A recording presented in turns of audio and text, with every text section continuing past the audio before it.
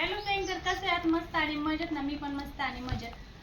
तर माझं चालू भेळ पॅकिंगचं काम. आता हे संस्कारने केलं, म्हणजे छोट्या सरकारने केले आमच्या. मी फक्त हे त्याला पॅक करता येत नाही. आत्ताच मका कापली, गायांना मका टाकली आणि म्हटलं चला हे पॅक करून घ्यावं, कारण त्याला नाही पॅक करता येत नाही. वजन वगैरे करून ठेवत होतो.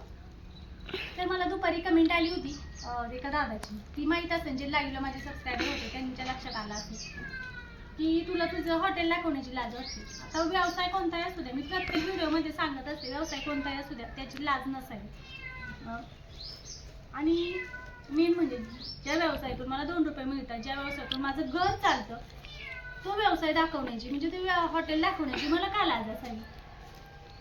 आणि मी प्रत्येक व्हिडिओ सांगते ना, कोणत्याच असं लाईव्हमध्ये पण सांगत असते की कोणत्या व्यवसायाची लाज नसावी. कोणते आहे, काही करतो आपण, शेतात काम करतोय आपण, त्याची काही लाज बाळगतो का? आपण आज हॉटेल चालवते, आपण का लाज बाळगायची?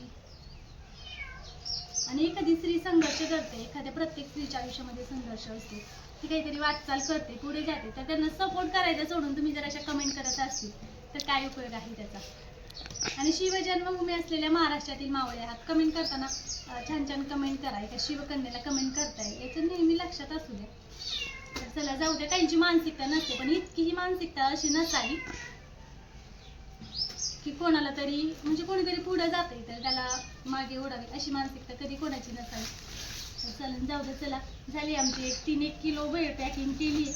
बाकीची करायची पण ना, बाकीची कामं आहेत, पहिल्यांदा ती आवरून घ्यावं म्हटलं, आणि त्यानंतर छोटे सरकार म्हणे बाकीची पॅकिंग नंतर करूया. तर इथे माश्या जास्त झाल्यात, त्यामुळे म्हटलं जाऊ दे. आधी नव्हत्या माश्या, पण आता खायला वगैरे जास्त तरी पडले, त्यामुळे माश्या झाल्या, त्यामुळे संध्याकाळी बांधणार आहोत आम्ही पॅकिंग.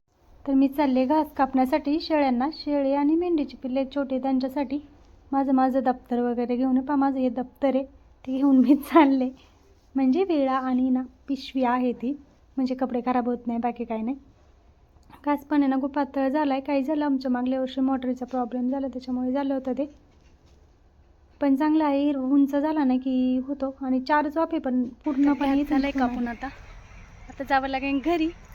व्हिडिओ करताना असं कोणी भीती वाटते, इकडून तिकडून सारखं इकडं तिकडं पाहायचं काम चालू असतं बरं का, कारण असं कोणी करत नाही आमच्यामध्ये, आणि फक्त मी करते.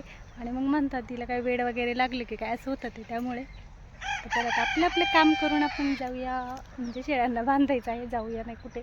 शेळ्यांना वरती बांधावं लागते. पिल्ले आमची शेळीची आणि मेंढीची पिल्ले आहेत ना, ती छोटी घेऊन आम्ही मोठी करत असतो. तर इथे ना शेजारी आमच्या हे पोल्ट्री फार्म आहे, गावठी कोंबडे आहेत, पण त्यांच्याकडे मला पाहिजे. बांध आतमध्ये आहेत तिकडे, कशा आरवताय.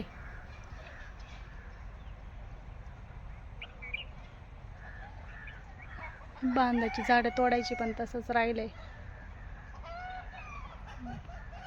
दिसले, आत्ताशी दिसले.